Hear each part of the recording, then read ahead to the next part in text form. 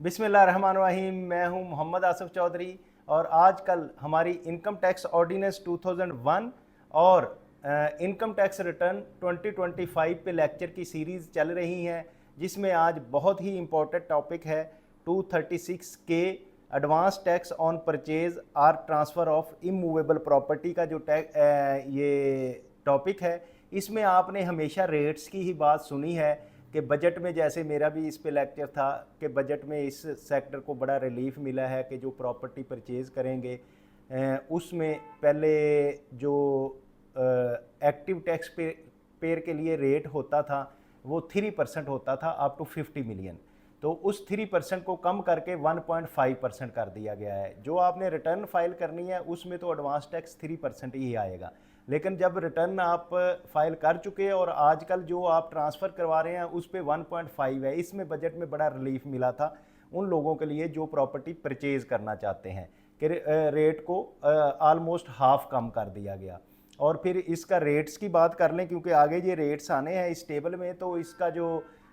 50 million तक होगा वो 1.5% है एडवांस टैक्स 236 के का। और अगर 50 मिलियन से 100 मिलियन तक की वैल्यू की प्रॉपर्टी है तो उस पे हो जाएगा 2%। और अगर 100 मिलियन से क्रॉस कर गई, 10 करोड़ से ज़्यादा होगी प्रॉपर्टी, तो उस पे 2.5 मिलियन टैक्स का रेट है। ये वाहिद सेक्टर था मतलब प्रॉपर्टी के हवाले से इसमें बड़ा रिलीफ मिला था। तो आप हमेशा ये रेट्स की ही बात सुनते हैं, लेकिन उसके बारे में कानून क्या है, तो आज मैं सारा आपको लॉ भी इसके बारे में बताता हूँ।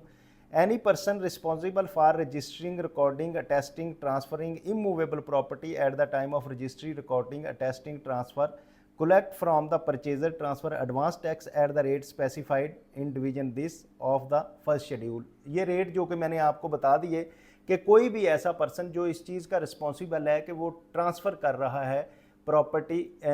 उसके साइन से प्रॉपर्टी ट्रांसफ़र होती है, ट्रांसफरिंग अथॉरिटी है वो, मीन जैसे कि रजिस्ट्रार ऑफिस होता है, और उसके अलावा जो हाउसिंग अथॉरिटीज़ हैं या कोऑपरेटिव सोसाइटीज़ हैं जो ट्रांसफ़र करती हैं प्लाट्स को, उनकी रिस्पॉन्सिबिलिटी है कि वो टैक्स कलेक्ट करें at the time of purchaser से। जब कोई परचेज़ कर रहा है तो उससे अगर वो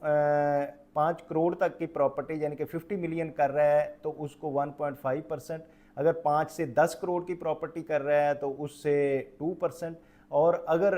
10 करोड़ से ज़्यादा की प्रॉपर्टी परचेज़ कर रहा है तो वो 2.5% टैक्स देगा जब प्रॉपर्टी उसके नाम ट्रांसफ़र होगी।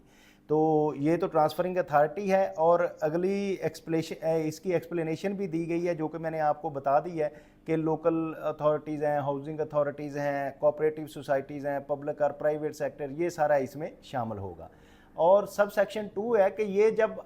एक एडवांस टैक्स पे कर देंगे तो उसका फिर आपको एडवांटेज क्या होगा, वो एडवांटेज ये होगा कि ये एडजस्टेबल है। आप अपनी जो आपकी टैक्स पेएबल बनेगा जब आप अपनी रिटर्न फाइल कर रहे होंगे, उसमें जो टैक्स पेएबल बनेगा उसके अगेंस्ट आप इसको एडजस्ट कर सकते हैं। और फिर एक और एडवांटेज होता है कि 7E की एक्सक्लूजन इसमें मिल जाती है। जिस साल में आपने 236 के पे किया होता है उसमें 7E की भी एक्सक्लूजन मिल जाती है। अच्छा, एक और प्रोवाइजो दिया गया है, ये मैंने 236C पढ़ाते हुए भी आपको बताया था कि ऐसे लोग जिनके पास पाकिस्तान ओरिजिन कार्ड है, नेशनल आइडेंटिटी कार्ड है, नाइकॉप है, और उस बेस पे जो अपनी ट्रांसफ़र प्रॉपर्टी करवा रहे हैं ओवरसीज़, क्योंकि उनकी इनकम इधर नहीं होती, कोई इनकम नहीं है जिसके अगेंस्ट वो टैक्सेबल इनकम बने और उससे टैक्स के अगेंस्ट उसको एडजस्ट कर लें, तो उनके लिए ये है कि ये फाइनल टैक्स है, वो इसका रिफ़ंड नहीं ले सकते, फाइनल पेएबल होगा टैक्स। तो ये बात भी आपने याद रखनी है। और सेक्शन है सब सेक्शन 3 है, any person responsible for collecting payment in installment or purchase allotment of any immovable property where a transfer is affected after making the payment of all installment shall at the time of collecting installment collect from allotted transferee advance tax at the rate specified in division this of the first schedule। तो जो लोग देते हैं instalment से, लोगों को बेचते हैं, जब इंस्टॉलमेंट ले रहे हैं तो उस वक्त वो उस रेट से एडवांस टैक्स भी उतनी इंस्टॉलमेंट के साथ साथ लेके जाएंगे, जो कि एडवांस टैक्स के रेट मैंने आपको बता दिए हैं। अच्छा, अब जब वो उनसे ले रहे हैं तो आगे एक प्रोवाइजो दिया गया है कि जब आप इंस्टॉलमेंट के साथ साथ लोगों से अपना टैक्स वसूल कर रहे हैं तो जब फिर आपने उनके नाम करनी है प्रॉपर्टी तो फिर आपने उनसे टैक्स नहीं लेना, तो क्योंकि ये टैक्स इकट्ठा हो गया, ये प्रोवाइजो दिया गया, provided that where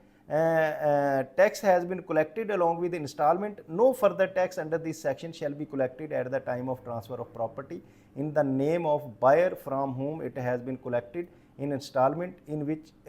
the equal amount payable in this section. ये तो हो गया कि उसमें जितनी उन्होंने इंस्टॉलमेंट दी है उसके बराबर उन्होंने टैक्स पे कर दिया है। तो ट्रांसफ़र के टाइम पे अगर आप और कुछ टैक्स ज़्यादा ले रहे होंगे तो वो जो इंस्टॉलमेंट वाला है वो आप उनसे नहीं लेंगे, बाकी जो बनेगा उसमें ले लेंगे। Note nothing contain in this section shall apply in the scheme introduced by a federal government, provincial government or authority establish under federal and provincial law for expatriate of Pakistanis के अगर कोई ऐसा गवर्नमेंट ने अनाउंस की है scheme तो उस पे ये नहीं होगा, उस पे अप्लाई नहीं होगा। एक और प्रोवाइजो है, provided that mode of the payment of expatriate Pakistani in the said scheme or the scheme shall be a foreign exchange remittance from outside Pakistan through the normal banking channel. तो उसका अच्छा, इसमें यह है कि वो उसमें जो एक्सपार्टिएट से लेंगे जो वो थ्रू फॉरेन रेमिटेंस, उसको जो पैसे आएंगे वो आएंगे उसके थ्रू फॉरेन करेंसी उससे लिए जाएंगे पैसे, ये उसके लिए शर्त है, प्रोवाइजो है। क्योंकि ये अप्लाई उन पे नहीं होगा तो ये शर्त होगी कि वो फॉरेन करेंसी में पेमेंट करें। तो उम्मीद है कि आप 236 के जो है वो समझ गए होंगे और इसको के साथ अगर मैं आपको 236 ओ भी पढ़ा दूं तो ये भी छोटा सा है कि advance tax under this chapter को, ये जो एडवांस टैक्स है ना अंडर दिस चैप्टर वो जो collected deducted from shall not be collected deducted from, ये फेडरल गवर्नमेंट से, फॉरेन डिप्लोमेट से और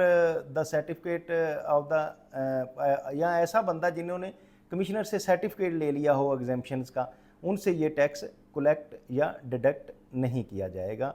तो ये था आपका सेक्शन 236 के और ओ। उम्मीद है आप इसको अच्छी तरह समझ गए होंगे और दूसरों को समझाने के लिए लाइक, शेयर और सब्सक्राइब भी कर रहे होंगे। लेकिन उसके बावजूद आपको कोई प्रॉब्लम फील हो रही हो तो आप कमेंट बॉक्स में कमेंट करें, इसका रिप्लाई दिया जाएगा। Thank you very much, have a nice day.